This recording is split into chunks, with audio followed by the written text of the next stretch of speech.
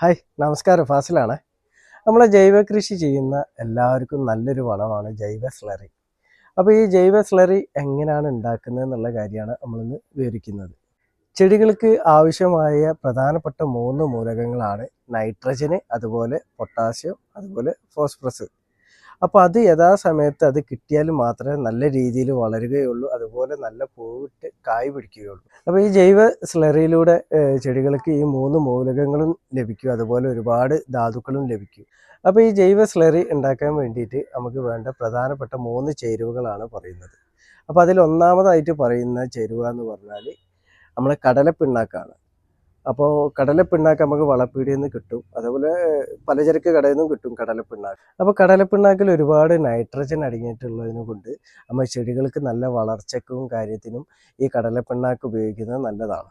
കടലപ്പിണ്ണാക്കിൽ nitrogen മാത്രമല്ല, അനേകം ധാതുക്കളും അടങ്ങിയിട്ടുണ്ട് കടലപ്പിണ്ണാക്കിൽ.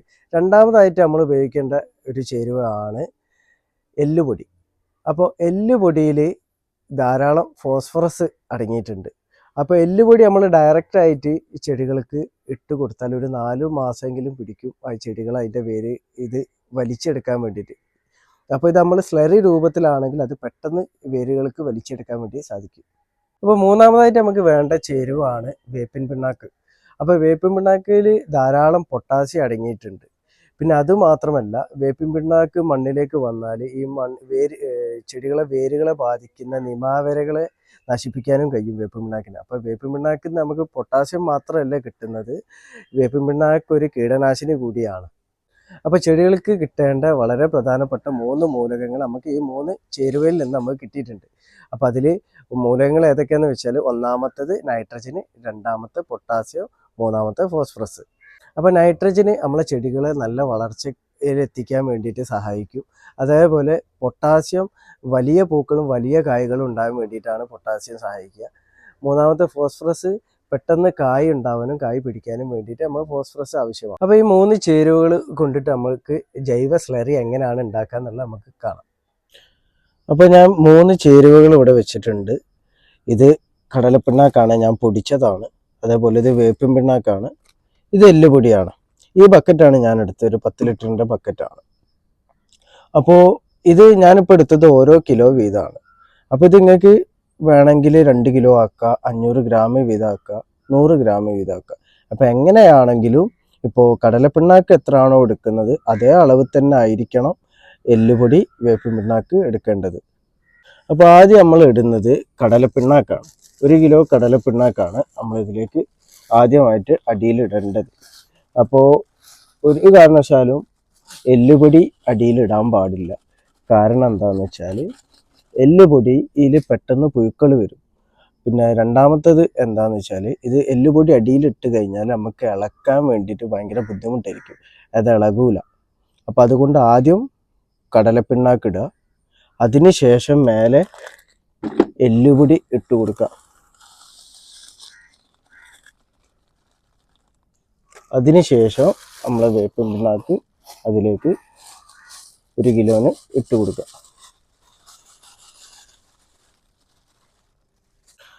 അപ്പോൾ ആദ്യം നമ്മൾ കടലപ്പിണ്ണാക്ക് ഇടാൻ കാരണം എന്താ വെച്ചാൽ, കടലപ്പിണ്ണാക്ക് പെട്ടെന്ന് വെള്ളത്തിൽ കുതിർന്ന് ലയിക്കും.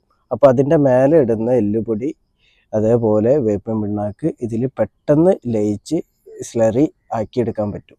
ഇതിലേക്ക് നമ്മൾ വെള്ളം ഒഴിച്ചു കൊടുക്കുകയാണ്. അപ്പോൾ വെള്ളം ഒഴിച്ച് കൊടുക്കുമ്പോൾ ആദ്യം ഇതിൻ്റെ മേൽഭാഗം മൂടുന്ന രൂപത്തിൽ ആദ്യം വെള്ളം ഒഴിച്ച് കൊടുക്കുക.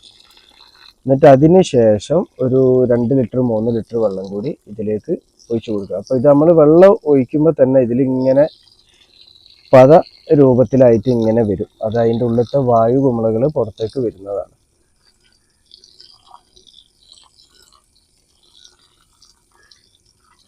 നമുക്ക് കാണാം ഇതിലിങ്ങനെ കുമിളായിട്ട് വരുന്നത്, അത് ഇതിൻ്റെ ഉള്ളിലെ വായു കുമിളകൾ പുറത്തേക്ക് വരുന്നതാണ്.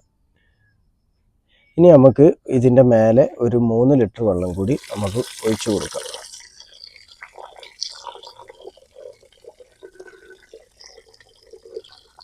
വെള്ളം പൈപ്പിൽ നിന്ന് ഒഴിച്ചു കൊടുക്കുകയെന്നുണ്ടെങ്കിൽ കുത്തനെ ഒഴിച്ചു കൊടുക്കാതെ ശ്രദ്ധിക്കുക. ഞാനിപ്പോൾ ഇത് സോഫ്റ്റ് ആയിട്ടാണ് പിടിച്ചു കൊടുത്തത്. അല്ലാന്നുണ്ടെങ്കിൽ കപ്പിലൊക്കെ ആയിട്ട് നമുക്ക് വെള്ളത്തിലേക്ക് ഒഴിച്ചു കൊടുക്കാം.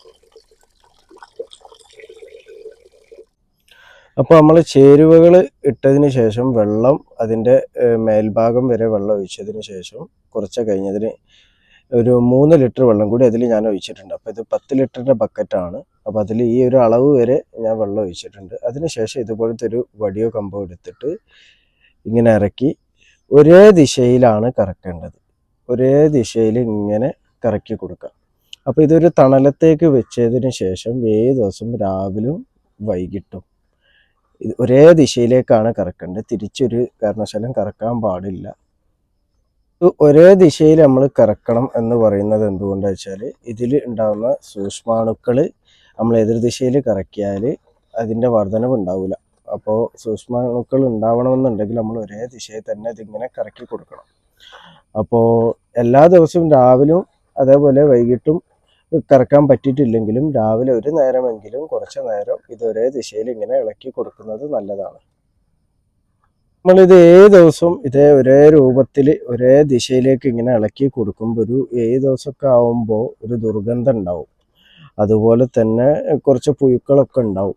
അപ്പോൾ ഈ കൂടുതൽ പുഴുക്കൾ വരാതിരിക്കാനും അതേപോലെ കൂടുതൽ ദുർഗന്ധം വരാതിരിക്കാനും നമുക്ക് ഇതിലേക്ക് ഒരു സാധനം കൂടി ആഡ് ചെയ്യാം. എന്താണെന്ന് വെച്ചാൽ ശർക്കരയാണ്. അപ്പോൾ ശർക്കര പൊടിച്ചിട്ടോ കല്ലായിട്ടോ എങ്ങനെയാണെങ്കിലും ചേർക്കാം. അപ്പോൾ ഞാൻ ഇതിലേക്ക് ഇപ്പോൾ ഒരു 250 ഗ്രാം ശർക്കര ആണ് ഇടുന്നത്. അപ്പോൾ ശർക്കര ഇട്ട് കഴിഞ്ഞാൽ കൂടുതലായിട്ട് ദുർഗന്ധം വരില്ല, അതുപോലെ തന്നെ കൂടുതലായിട്ട് പുഴുക്കളും വരില്ല. അപ്പോൾ ഇത് പൊടിച്ചിടണം എന്നില്ല, ഞാൻ പൊടിച്ചിട്ടിട്ടേ ഉള്ളൂ. കാരണം ശർക്കര നേരിട്ട് തന്നെ ഇട്ടാൽ ഇതിൽ ലയിച്ചു പോകും. അപ്പോൾ ഇതേ രീതിയിൽ എന്നും രാവിലെയും വൈകിട്ടും ഇളക്കുക. അപ്പോൾ 2 നേരം ഇളക്കാൻ പറ്റാത്തവരാണെന്നുണ്ടെങ്കിൽ ഒരു നേരം തന്നെ നല്ല രീതിയിൽ രാവിലെ ഇളക്കി ഇങ്ങനെ 7 ദിവസം തണലത്ത് വെക്കുക.